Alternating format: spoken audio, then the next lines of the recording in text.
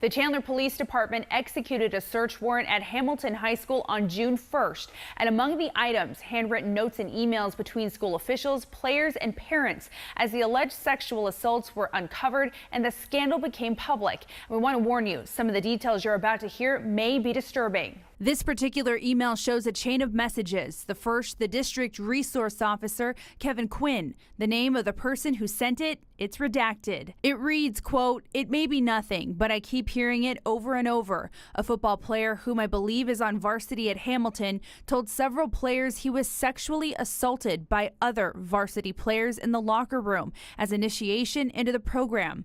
I heard this from a handful of other players. He goes on to write, quote, "He was allegedly leaving the shower when other varsity players took his towel from him and bent him over a bench." The writer goes on to describe a simulated sex act, as well as fingers being inserted into the student's anus and his genitals grabbed, and also adds, quote, "According to him, this is a rite of passage and occurs regularly." Assistant Superintendent Craig Gilbert is copied in the email, and it appears this is the first time he's hearing about the allegations, even though previous documents and police investigators suggest the incidents may go as far back as 2015. Quote, "Have you already talked to Kevin about this? Had not seen this until now," he writes to Principal Ken James. The principal responds, quote, "We will talk on Monday." A memo seized in the warrant describes a meeting with a parent in February 2017, just before the scandal was made public. Mom's concerns, number one, quote, the safety of her son, and number two, mom, quote, brought up an incident in October that she had emailed the coach about, and said coach had a meeting but didn't appear to change anything. Another piece of evidence obtained by the 12 News I-team, an apology letter from one of the players. Quote, "Dear coaches, I just want to apologize for my actions this year in and out of the locker room and not paying attention when I was told to. Now I know all of my bad decisions will lead me to being suspended or can put me in a worse situation." And then there's these handwritten notes on a yellow legal pad. The date, May of 2017, well after the sexual allegations have been reported. It alludes to videos of the alleged assaults, asking, quote, "Is the victim in the video?" Another set of notes, again, not clear who wrote them. Quote, "Can I kick families out?" And, quote, "Coaches are not prepared for this kind of stuff." And the investigation into these sexual assault allegations continues, and the Chandler Police Department is asking any potential victims to come forward. Charlie Etzedy, 12 News at 10. Chandler police say all 6 suspects are current or former members of the Hamilton High football team. And so are all the victims. Investigators can't say yet how many victims there may be, only that there could be more. I found out as from my last class today. Hamilton High's 2016 football captain Lattimore Hervey getting a text learning about the arrests. From my parents saying that we're all over the news for rape, sexual assault, and kidnapping, and I was just shocked. Chandler police arresting several Hamilton High School football players. 1 count of sexual assault, a Class 2 felony. From the football field to in front of a judge. 2 felonies. 17-year-old Nathaniel Thomas, one of 3 football players accused of committing disturbing sexual acts against their Hamilton High School teammates. Some of the acts allegedly recorded and posted on social media. These are allegations. The details laid out in court documents describe a tradition of hazing younger players, also known as fresh meat, inside the Chandler High School's locker room. No criminal. Prosecutors say this initiation involved players being penetrated in their anus with fingers or objects as they were held down by their teammates. Documents also delving into specific incidents involving at least 4 victims under the age of 15. Thomas, the only player being charged as an adult, allegedly simulated sexual intercourse with 2 minors, one time removing a boy's pants and reportedly inserting his finger into the boy's anus. The documents paint a picture of a football program that both staff members and parents told police they believed to be untouchable. The pages also provide a glimpse into the contradictory stories involving the principal, athletic director, and former head coach during police questioning. Again, some of the details you're about to hear might be disturbing to you. We're learning the voicemail from January that alerted the school's athletic director, Sean Rustad, to the assault allegations was never documented and deleted, but not before Principal Ken James took a listen. And 1 week before police were finally called in February, an email from Assistant Athletic Director Sean Rustad was sent to head coach Steve Bellis titled, quote, "Hazing when adults look the other way." That article eerily similar to hazing allegations leveraged against Hamilton. Rustad instructing Bellis to remind his players how to behave. After the investigation began and head coach Steve Bellis was reassigned, the other coaches held a meeting that players described as suggesting they don't speak to the media or police. Another player reported being told by coaches, quote, "No one can get inside the program if the team does not allow them to." Several players were interviewed as part of the investigation, and one told police Bellis demanded teammates stop, quote, "sticking their fingers in each other's anuses," and then called them, quote, "a bunch of Sandusky's," referring to disgraced college football coach Jerry Sandusky, who was convicted of sex crimes against children. Another coach, his name Manny Palomares, is accused of having walked in on one of the assaults and failed to report it. Detectives concluded former head coach Steve Bellis was aware of specific sex acts occurring in the locker room, going back as far as 2015.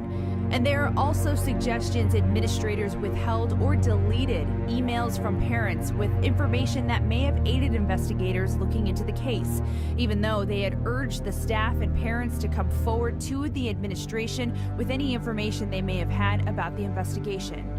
And here's the most damning part of all of these documents. Investigators concluding, had these offenses been properly reported, it is probable that many of these sexual assaults may have not occurred. Police say 3 staff members came forward claiming they did not trust the administration would hold the football program accountable. Police also say at least 5 players transferred from the team to other schools because of this problem, and that number has only increased since the investigation has evolved. Charlie Edsity, 12 News.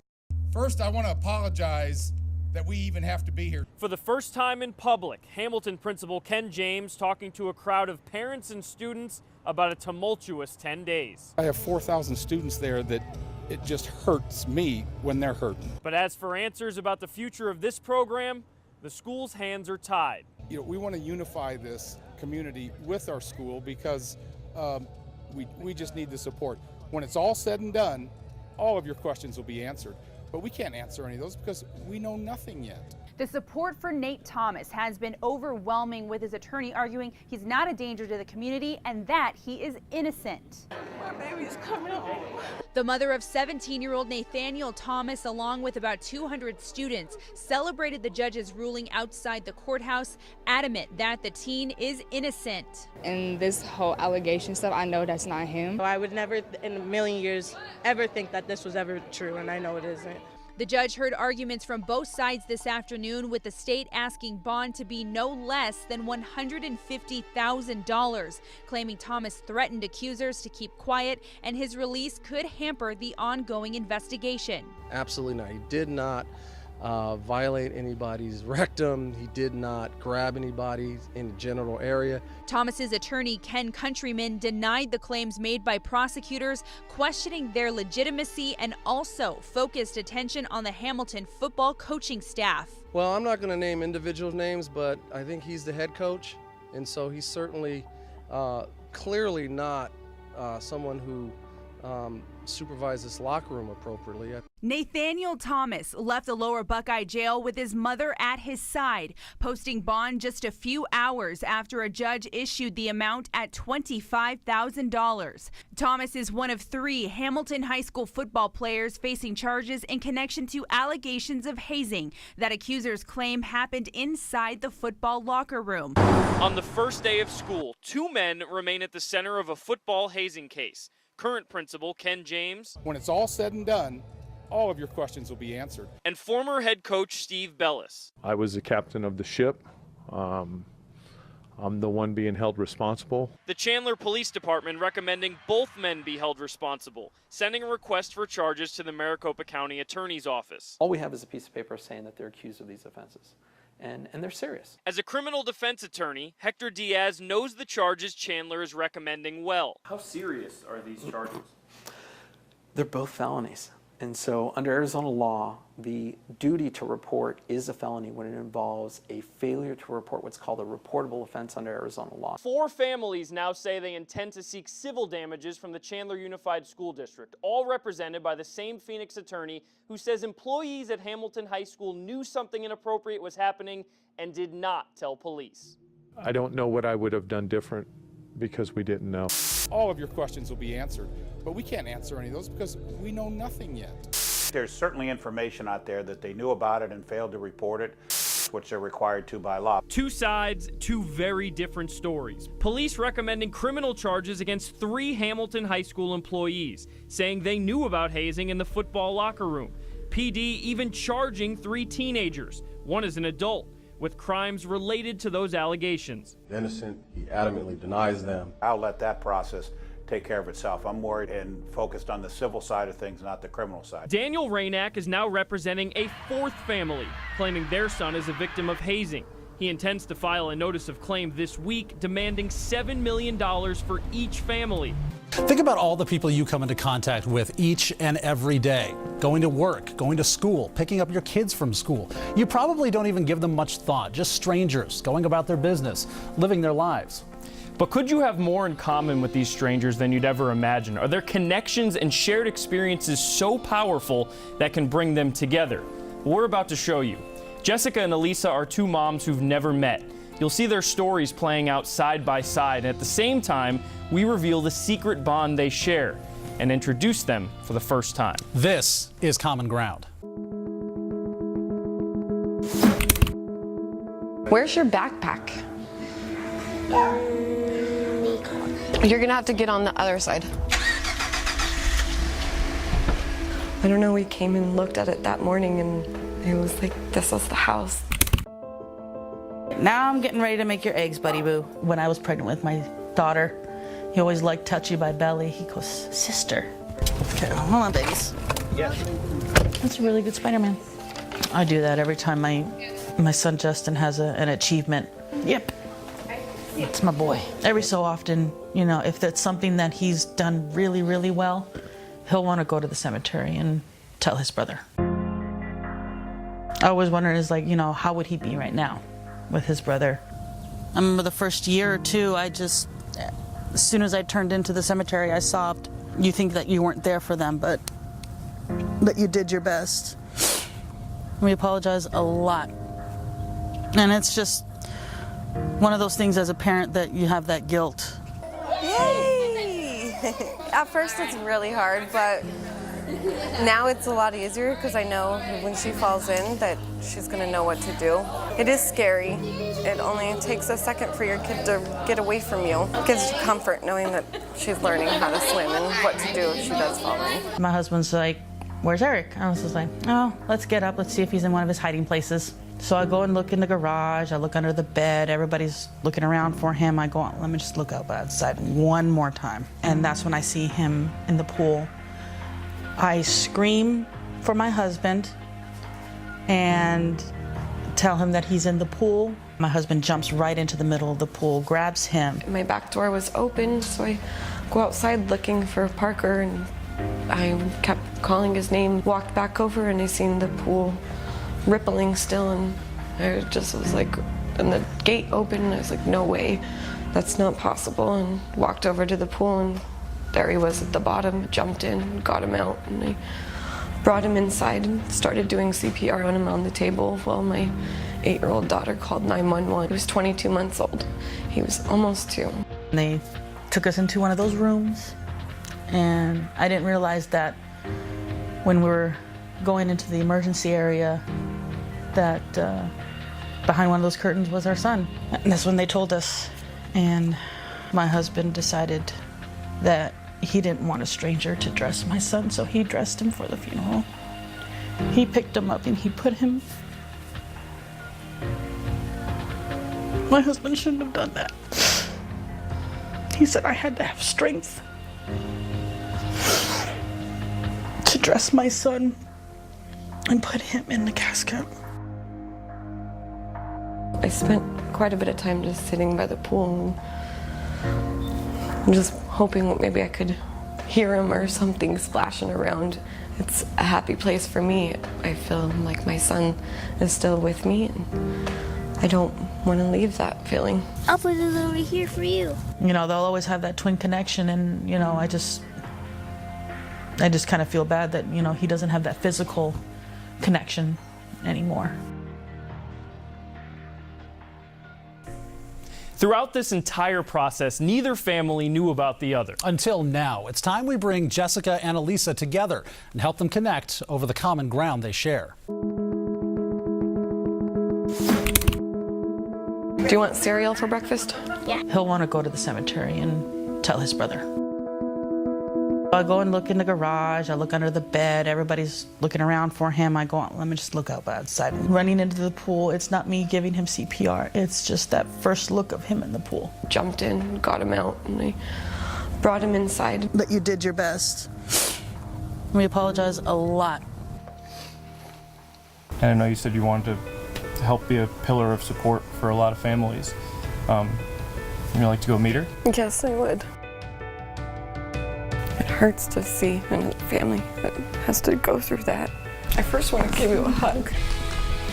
Yeah, beautiful son. You do. I'll give you a hug too. I'm sorry you had to do it. When you hear someone else's story that's similar, what goes through your mind? Unfortunately, you're in a group that no other person will ever understand. I think that helps by us is just remembering the good things. Trying not to dwell on the fact that he's not here. I'm sure it's a thing that you guys never really forget about. It's got to be a constant reminder every single day. You pass by a pool, that has to be the first thing in your mind. For the first year or so, it was hard for me to see a pool. It took us a while to even be able to swim in the pool, but now it's like, you know, Parker's in here swimming with us too. We get a lot of pool fences are ugly, and it's just burying your kids a lot uglier. That's my main goal, is just to get out there and spread my story. Hopefully we'll be able to change that with your help. The other reason we brought you here was that we're partnering up with Tracy and the Drowning Prevention Coalition. We want to do a PSA campaign, an anti-drowning campaign, and we want you guys to be a part of it, and your kids. Definitely. Anything to help. We would tell our story and cry a tear every day as long as one more parent doesn't have to go through what we've all been through. And people are very quick to say, well, it's not going to happen to me because I'm not a bad parent. And I think these are two remarkable families that show it's not bad parenting.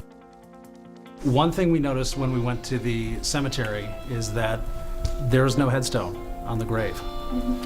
Well, the next time you guys go to the cemetery, we want to change that.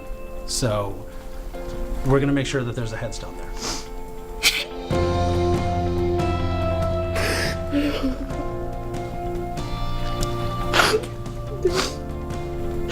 It'll be 7 years this March, and he's never had anything.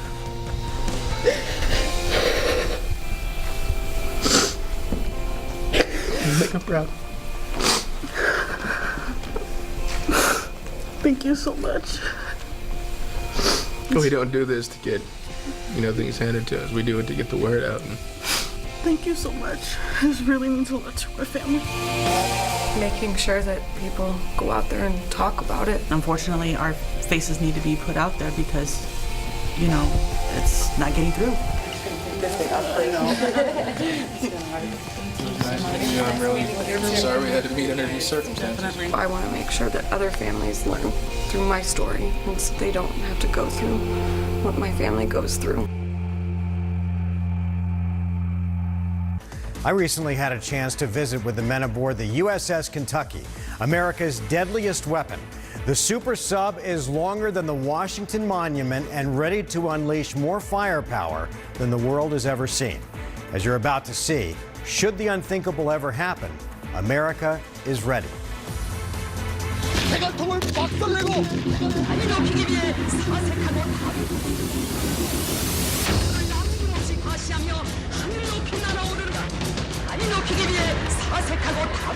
In the doomsday scenario of our worst nightmares, America would be forced to respond with what's known as our nuclear triumph. Land-based missiles fired from secret silos. B-1 bombers would do their damage from the air. But America's salvation would likely come from somewhere deep under the waves. This is Fort Montrose, where silent, deadly killers lurk. From men like Commander James Hurt of the USS Kentucky. And when you talk about the teeth of the triad, 70% of the firepower would come from America's submarine. We talk about the ability to reliably respond to any aggression, and it makes sense that the leg of the triad that is the hardest to find, because we are undetectable once we go to sea, that's where the majority of the firepower should be. Inside, she's $2 billion worth of the latest high-tech equipment. Her heart beats to the rhythm of 165 of the best America has to offer and the best Arizona has to offer. Phoenix's Cody Blackburn is one of Kentucky's missile techs. And should the call ever come, he could be one of the men unleashing the deadliest attack the world has ever known. I am here to execute the orders of the President of the United States, and I will execute them when called upon. No hesitation? No hesitation. We train for that all the time. We are ready to execute that mission if called upon. I don't think there's anybody on board that really wants to execute that mission. In fact, I know there's nobody on board that wants to execute that mission, but we all understand that that's part of what we signed up for. This multi-billion-dollar technical marvel is the tip of the spear for America's defense. And if the unthinkable were to happen, the captain, along with a specific chain of command, would have to deliver the president's orders to launch a nuclear weapon. That threat, perhaps more real now than at any time since the Cold War, was one of the reasons why we weren't allowed to shoot a lot of the ship. And everything that we did shoot was scrutinized with at least one security officer constantly looking over photographer Chad Brick's shoulder. It's also why a lot of our questions went unanswered. Are there actually nuclear warheads in these tubes right now? Well, I appreciate your question, sir, but I can neither confirm nor deny the President's nuclear warheads on this ship. The Kentucky, like all of America's ballistic subs, operates with two crews, each with its own captain, while one is at sea, usually for 70 days at a time. Emergency reported. Flooding in the engine room. The other is training, staying sharp on multi-million-dollar simulators, ready to jump in the minute the Kentucky returns to port. But despite her enormous firepower, with 24 nuclear missiles on board, Kentucky's mission isn't aggression, it's deterrence.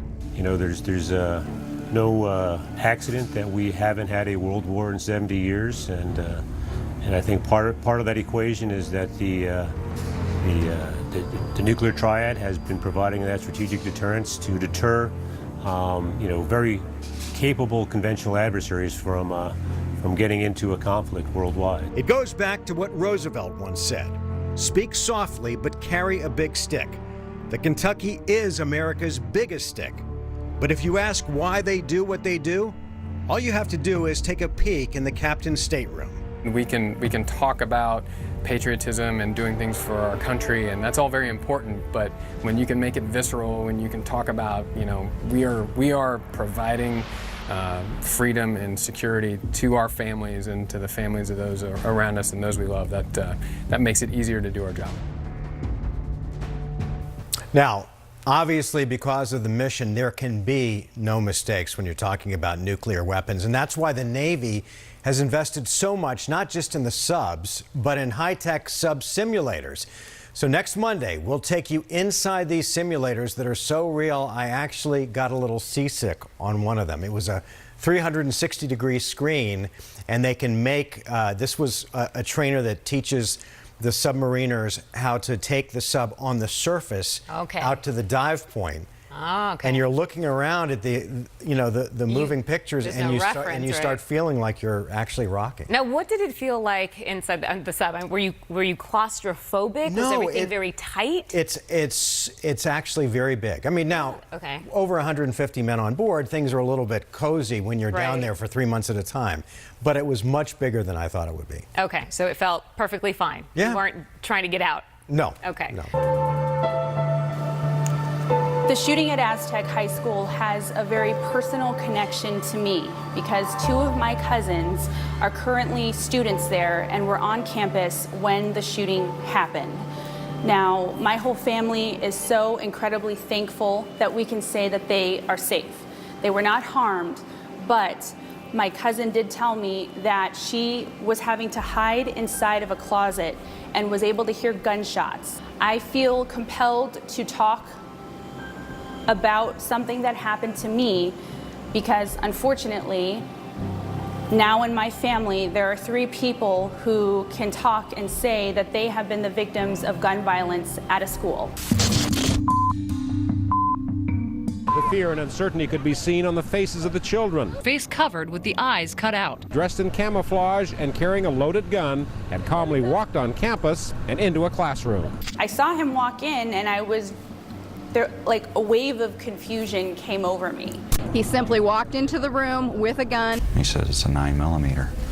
I said, is the weapon loaded? And he goes, yes. The realization, at least for me, that something very serious was happening was when I saw my teacher. She was very calm. She told all of us, everyone just get on the ground. And I remember she started to get on the ground herself. And the main thing was keep everybody calm and make sure nobody did anything that would agitate him. I will never forget my classmate who was sitting behind me when she crawled right up next to me, and she had a death grip on my shirt. Before the police arrived, Henkel had evacuated more than 200 students, plus 21 of the 32 hostages. I actually had to walk past him and have my back to him, and I did not know what he was going to do. He walked out with 1 student and the teacher and gave himself to the Glendale Police Department. I did think that I was going to die. And as a 14-year-old, having that kind of a thought cross your mind inside of a school where you should feel safe. School should be the last place where this would occur. I asked my mom, I asked her what that was like to get that kind of a phone call. And she said it was the worst phone call of her life. I do remember sitting in that math class with my same teacher and having class as normal after the fact. And every so often when the door would open, my heart would kind of skip a beat a little bit because it would just bring back that memory of what happened when one of my classmates walked in with a loaded gun. It makes me sad and it makes me angry. This is not something that you want to have in common with other people. And my hope is that somehow, some way, we can restore the safety in our schools, because children should not be worried about their safety when they go to school. Parents should not be hesitant or worried or scared about what could happen to their child when they go to school. Wow. Charlie, first of all, thank you for sharing that story. I know it wasn't easy, and I would imagine that you never get over something like that.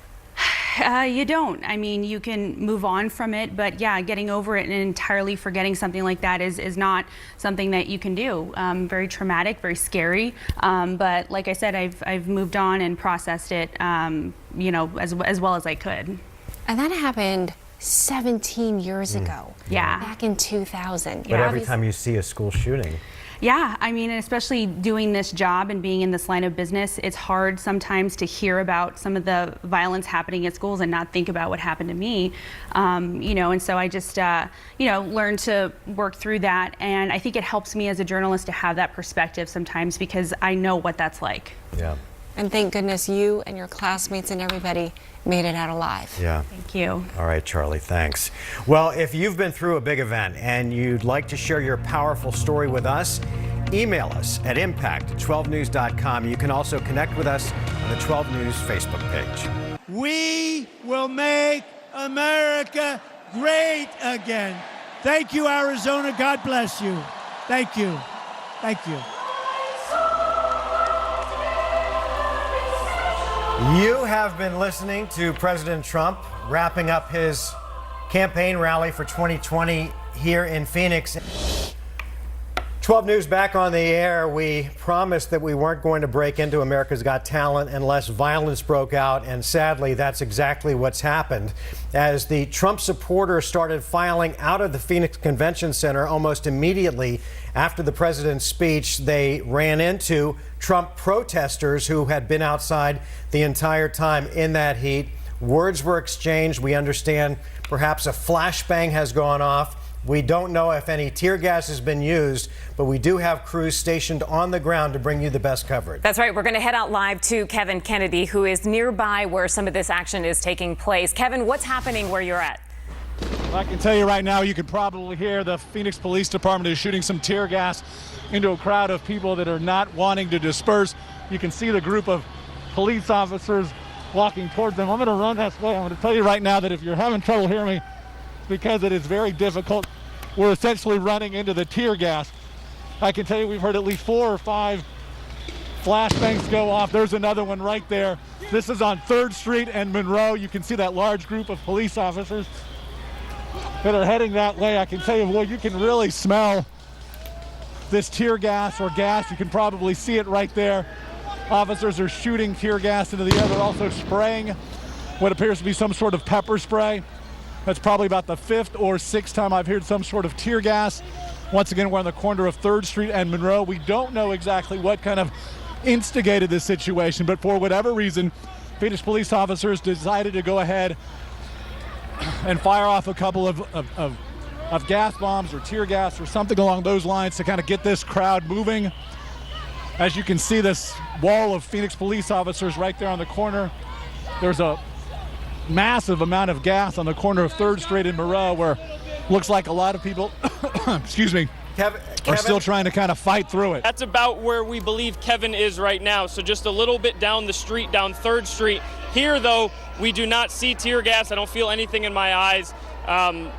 So for the moment, things just very tense and very loud here. That's all I can report from this particular location. We're on the south side of the Phoenix Convention Center, 3rd Street and Washington. All right, Ryan, thank you so much. We're going to head back out to Kevin Kennedy, who is live where some of that tear gas is being dispersed. Right now, you can see Kevin covering his mouth. Kevin, it looks like you're pretty close to where that tear gas is being dispensed there. Do you have any idea of why police decided to do that in the area that you're at? Yeah, don't know why. Our only guess is that for whatever reason, they wanted a crowd of protesters to disperse, and that crowd probably was not dispersing. We're on Monroe Street between 2nd Street excuse me, and 3rd Street. Most of the activity appears to be on the corner of 3rd Street and Monroe. That's where you can see a large group of police officers. Obviously, we're blocked off right now. They've essentially kind of set up a blue wall where we are in the middle of Monroe Street between 2nd Street and 3rd Street. Looks like there's a bigger crowd of officers over there exactly on the corner. Once again, not exactly sure what kind of triggered that, but you can certainly see the large plume of smoke. Let me go ahead and get our photographer to pan up. You can certainly see the large plume of smoke from tear gas that they deployed. We've heard at least probably 6 or 7 bangs, excuse me, is my guess, but not exactly sure at this point why. Only can assume that it was because for whatever reason a crowd was not dispersing like Phoenix police wanted them to, and that's why they go ahead and set those off. Corrida, Mark, back to you. We are being told that the reason why police had to dispense that tear gas was because the protesters that were out there were throwing rocks and bottles at police. Yeah, the police are not going to use tear gas to break up nonviolent crowds. What I'm hearing tonight from my sources is that the police began receiving rocks and bottles being thrown at them, some type of gas-like, tear-like device as well deployed against the police. At that point, not only are their lives at risk, but the people they're supposed to protect as well if they can't do their job. Hence, we're seeing about 4 volleys of tear gas so far tonight. President Trump, who was inside with his supporters, thousands of them, for almost an hour and a half. And then you had this huge, massive protesters that were outside. Eventually, the supporters had to file out into possibly areas where they had these people protesting. And so would you say that this was kind of a point where everybody would be on guard for something to happen?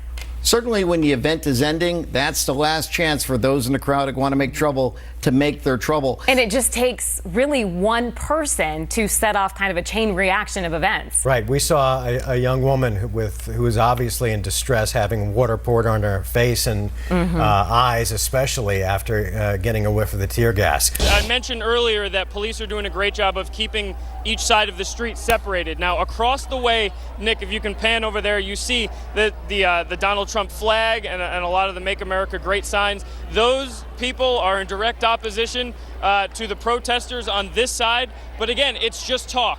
It's a lot of banter back and forth. Police are keeping it separate. You can see the heavy, heavy presence of Phoenix police officers here, some of them wearing helmets and shields. And that's really the difference right now. Kev? Yeah, guys, as you can probably see, the protesters are still out here right now directing a lot of their ire at the Phoenix police officers. I'm joined here by Sadie. Sadie, you were on 3rd Street, or on 2nd Street, excuse me, when the tear gas initially went.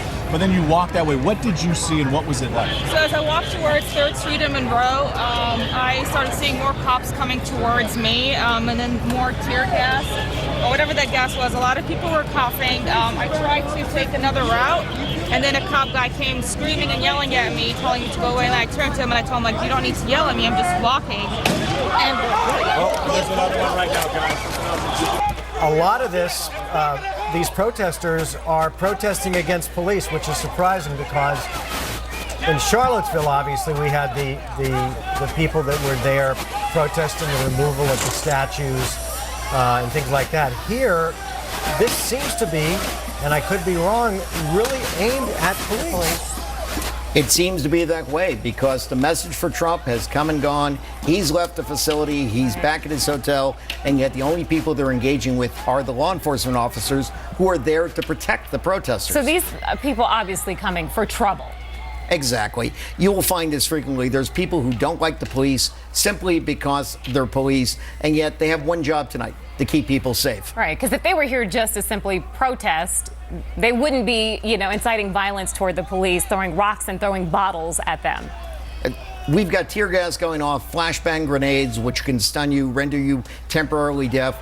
If you were an honest protester who made your point, time to go home, right. Time to leave. If you're sticking around engaging the police, you're somebody that probably deserves to be arrested by the end of the night. Looking at this, it would be hard to believe there haven't been, right. And it looks like a lot of police presence. I mean, is this proportionate, would you say, to the size of protesters that we had outside of the Phoenix Convention Center, or even just to this group? Everyone in law enforcement in this city tonight has either been called into work or is on standby to come in immediately, perhaps being held back at the stations to be deployed. They've brought in everyone now because you want to keep the city safe. We haven't heard anything about damage to businesses, glass windows, etc. The city wants to keep it that way, and so they're using all the resources they have. They did not want another Charlottesville to happen. And we're going to head over to Tram Mai. She has a look at what is playing out on social media. So let's go to that right now. Okay. All right, Karibe, I'll take it from here. We are live in the Alert Center right now, and I can tell you I've been monitoring what has been feeding online on Twitter, and what started out as just supporters and protesters talking about, Trump's speech during the rally and everything, and so many memes, quickly escalated into a lot of video that has been captured by a number of people.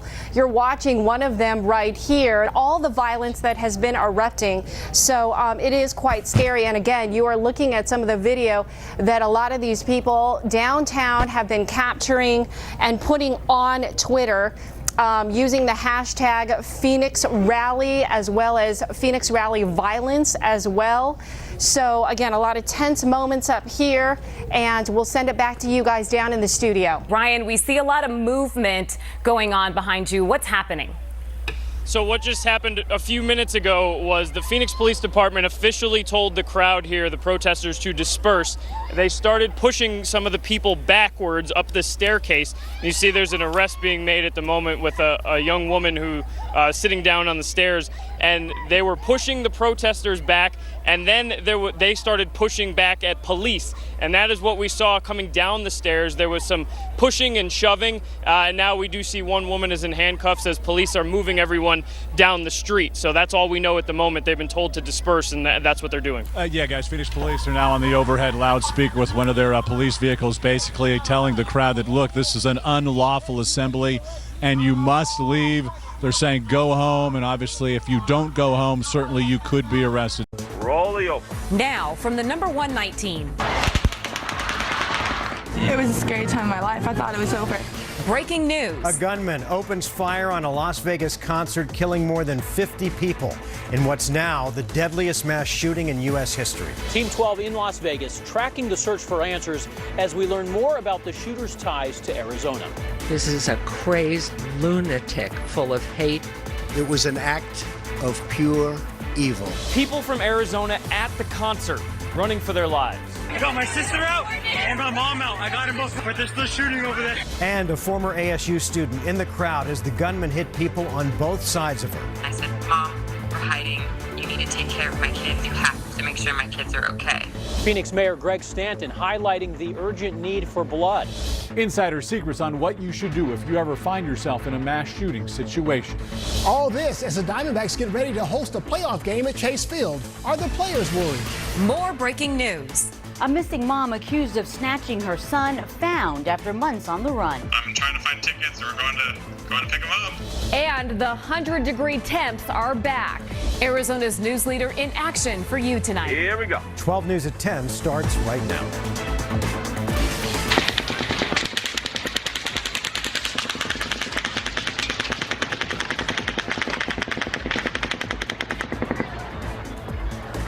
Good evening. It sounded like a war zone. Nearly 24 hours after a lone gunman opened fire on a crowd of concert goers in Las Vegas, the fatal shots are still echoing across the nation.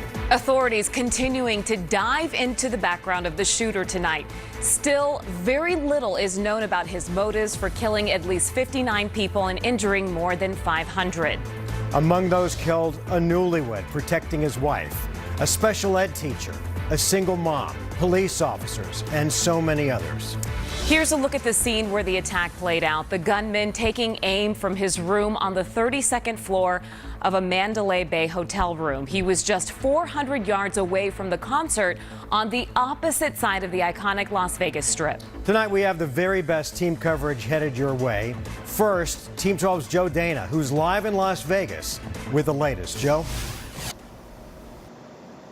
Guys, it's hard to fathom, but police say they found 23 guns in the suspect's hotel room at the Mandalay Bay behind me. They found another 19 guns along with explosives at the suspect's home, about an hour and a half northeast of here in Mesquite.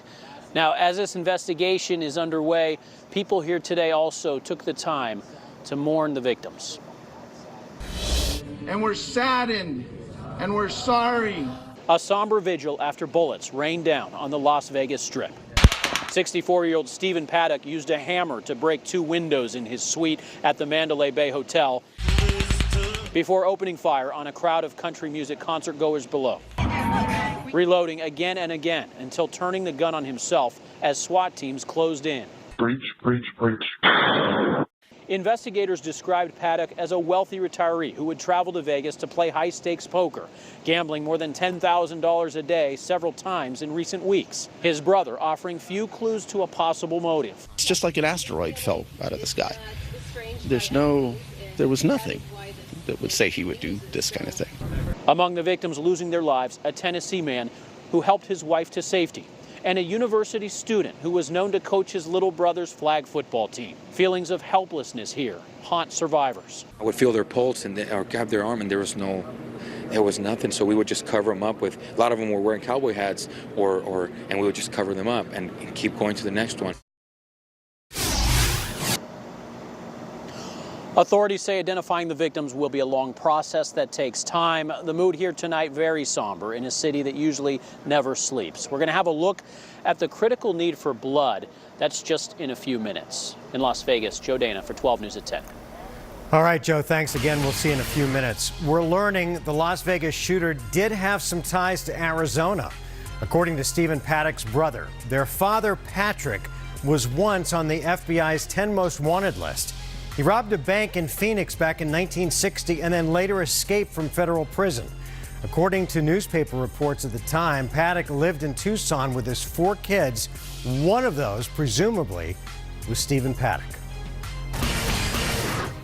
Well, not only is Vegas a quick flight away, but it's an easy road trip from the Valley. Team 12's Ryan Cody is working to track down the Arizonans who were there during that massacre and who are lucky to be alive tonight. Ryan?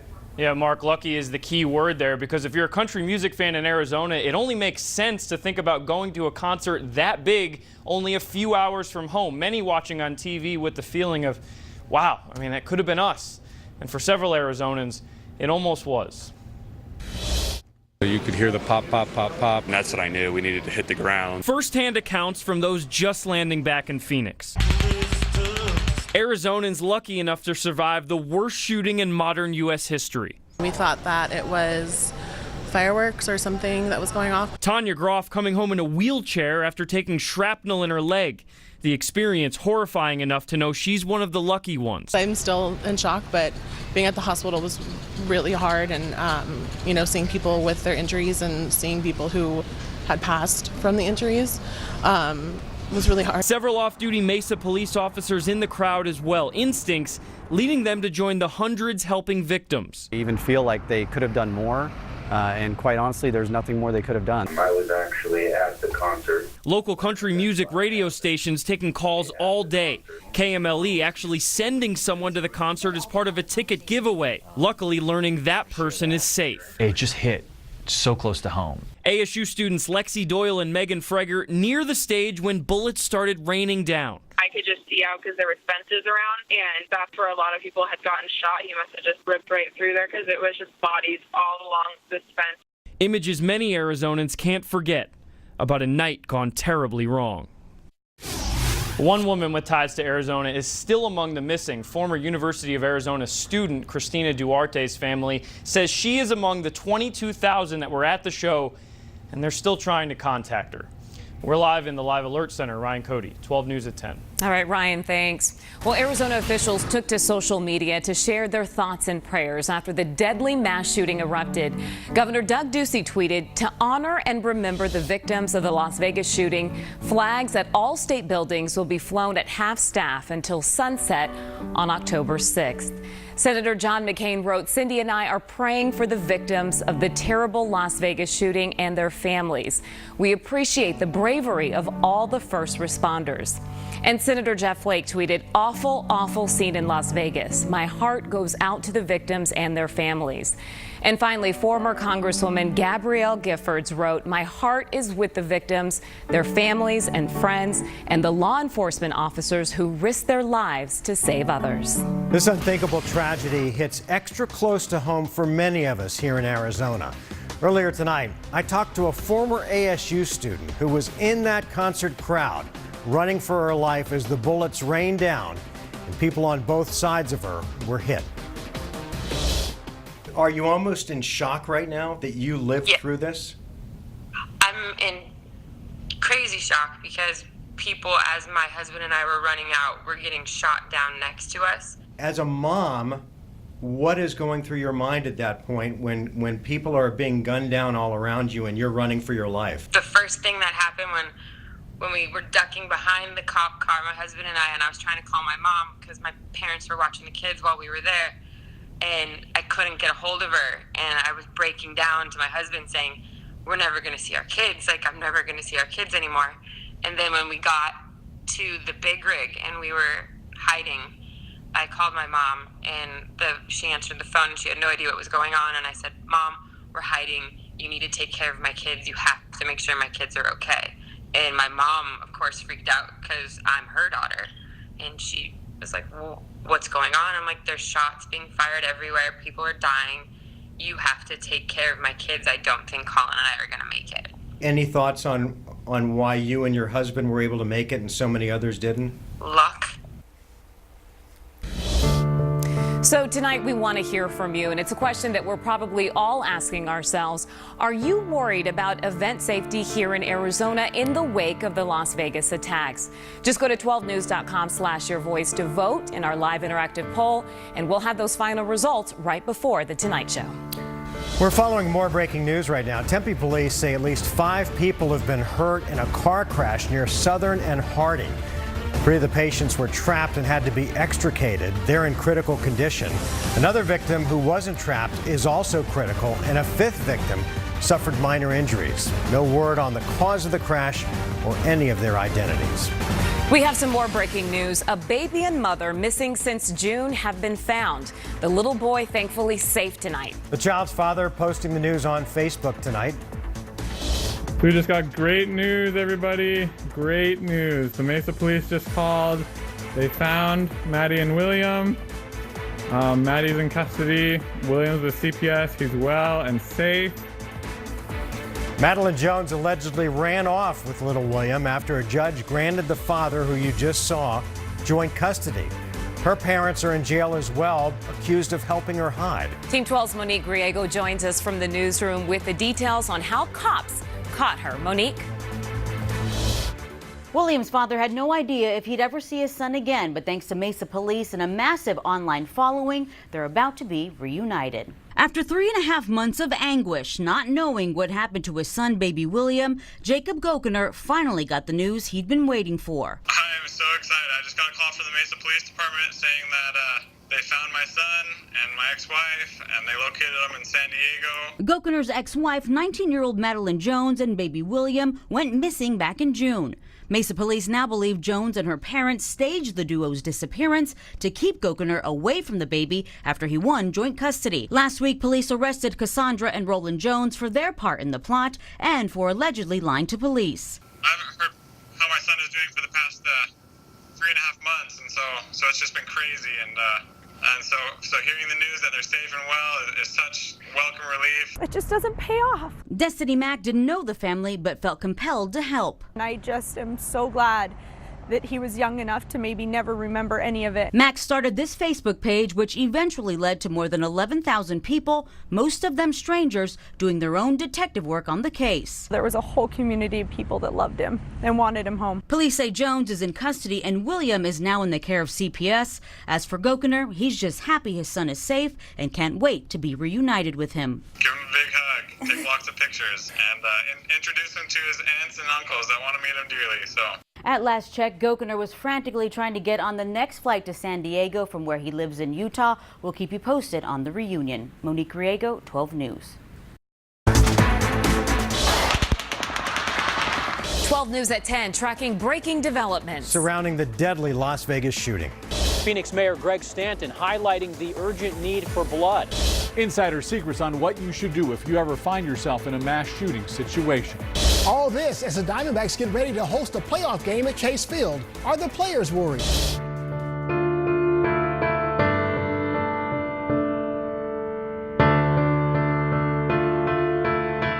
Stand by. Check the framing. Places, please. We're live in 3, 2, 1. And we continue to monitor new developments out of Las Vegas, where a gunman fired a barrage of bullets on an outdoor country music festival last night, killing at least 58 people and injuring more than 500 others. This is the worst mass shooting in U.S. history, and it comes just over a year after the Pulse nightclub shooting in Orlando, where 49 were killed. Almost a decade before that, we had Virginia Tech, 32 dead. And in 2012, the Sandy Hook Elementary School massacre. It claimed the lives of 20 children and 7 adults. There's an outpouring of support in Las Vegas tonight as hundreds of people are turning out to donate blood. This is what it looked like. The lines, unbelievable early this morning. The lines stretched for blocks with countless donors waiting to help replenish the blood supply to treat the injured. Team 12's Joe Dana joins us from Las Vegas once again with how folks are helping out even here in Arizona. Joe? Yeah, and I don't want to sound harsh, but this gives you an idea of the reality of the situation. The sidewalk I'm standing on is stained with trails of fresh blood. This is an area where victims fled en masse from the shooting spot down behind me. And in fact, one of the medical centers here nearby received the largest number of victims. And they, along with other hospitals in this area, received donations of blood from United Blood Service centers from around the West.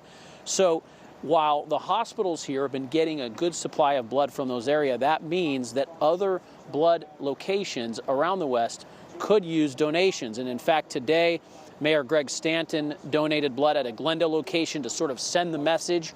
He, along with United Blood Services, are urging you to help replenish our local supply that came here to Las Vegas. So too oftentimes, people wait until there's a national disaster or a loved one in the hospital before they give blood. But really, situations like this are a reminder of the need for blood. And it's just so important that people take the time to donate blood, whether it be for a Las Vegas shooting victim or a child fighting cancer at Phoenix Children's Hospital. You know, many of the stories that we have on a daily basis may not be the ones in the news, but to those patients and their families, that blood donor is every bit a hero to them. So you can donate blood to United Blood Services by making an appointment. You can find details on that. We've got information at 12news.com. And right now, the greatest need is O negative and O positive red blood cells. Those types are the most universal. We're also told that blood platelets are also in need. So perhaps for those looking for a way to honor the victims here, the United Blood Services is saying they'll take your appointments anytime this week. That'll do it for us here in Las Vegas. I'm Joe Dana for 12 News at 10. Joe, thanks. A good way to give back. Well, there are a lot of big events coming up here in the Valley over the next few weeks, including the D-backs playoff game on Wednesday, the State Fair, and a music festival. So is Arizona prepared if, God forbid, we had an attack like this here? Team 12's Kevin Kennedy joins us from the Satellite Center with a first-hand look at what one security expert says you can do to stay safe. It's all about being aware of your surroundings, identify exit, places to hide, and if you can, where the shots are coming from. It really is a worst-case scenario. Thousands of people packed into a small area, a shooter up high, armed and firing.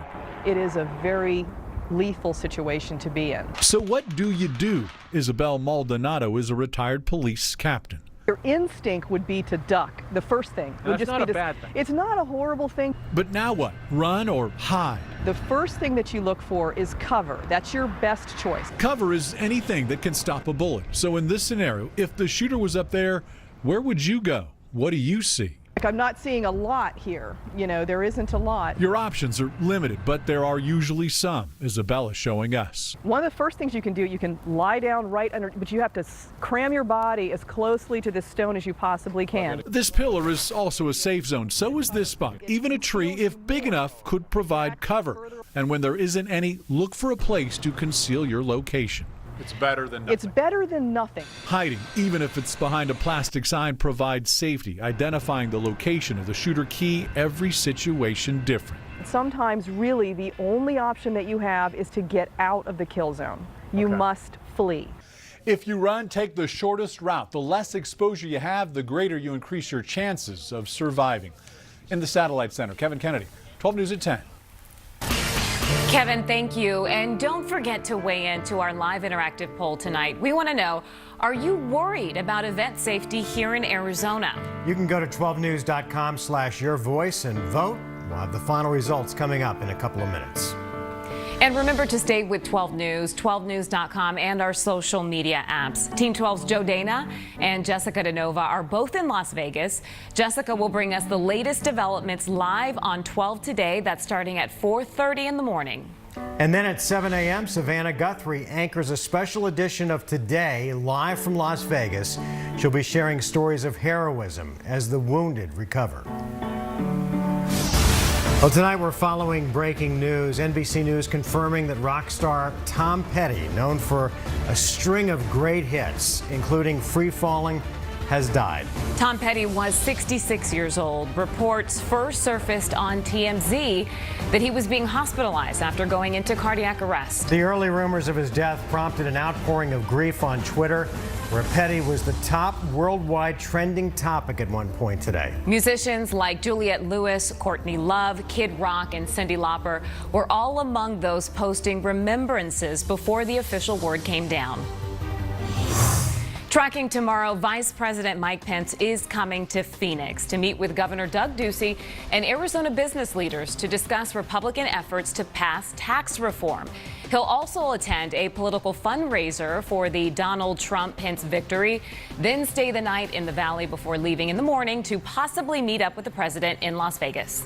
And MCSO and Chandler Police will hold a meeting tomorrow night for concerned parents of Hamilton High School students and student athletes to discuss the sex assault allegations. The meeting will take place from 6 to 7 at the First Baptist Church on Arizona Avenue. Good evening, everybody. I want to start our forecast tonight by showing you something beautiful. Thanks to 12 News weather watcher Raul for sitting in this sunset shot from the White Tanks tonight. Let's talk about how your day looked today. So average would be 94. We hit 92 today, so we're looking good, but these temperatures are about to crank up because this high pressure is going to continue building in our direction coming up from the Gulf. So you're going to see these temperatures rising. Dew points mostly in the 30s and 40s right now. We're seeing a 45-degree dew point in Phoenix. Those will also be on the rise later this week, bringing us the potential for some showers over in the eastern portions of Arizona by midweek. Tonight, we're going to cool down to about 65 to 70 for those lows in the valley. A clear night on tap. We'll see sunrise at about 6:24 tomorrow morning. We'll cool down to 60 in Sedona, 40 in Flagstaff, 48 in Winslow. Tomorrow, we see a high of 68 in Flagstaff, 80 in Sedona, 85 in Winslow, 92 over in Havasu. In Phoenix, warming up to 95, so right around average. The kids may get a little chilly at the bus stop, so they may need a jacket with those temperatures from about 66 to 70 degrees. Do look at Friday and Saturday. We are likely going to see the triple digits yet again. On the bright side, it's one more weekend you can spend by the pool. Mark? Moments away, injury news and security concerns surrounding the D-backs wild-card playoff game. Coop's up next with sports. 12 Sports is sponsored by Your Valley Toyota dealers. Well, this is exactly what Diamondbacks manager Torey Lovullo did not want to see heading into the playoffs: an injury. Starting shortstop Ketel Marte was forced from yesterday's regular season finale with tightness in his left hamstring. I talked with Marte today before his scheduled MRI. How do you feel right now? If the game was to be played today, could you go? Yeah, I can play. I mean, I'm not a baby, so if I gotta play, I can play. I feel like a little bit hurt, but I can play no matter what. Okay, meantime, the Valley is brimming with excitement in anticipation of the Diamondbacks' first playoff game in 6 years. Wednesday's wildcard playoff game against the Colorado Rockies is a sellout. Close to 50,000 will be in attendance. Now, in the wake of the Las Vegas tragedy, I asked a number of players if they had any concerns relative to security for the game.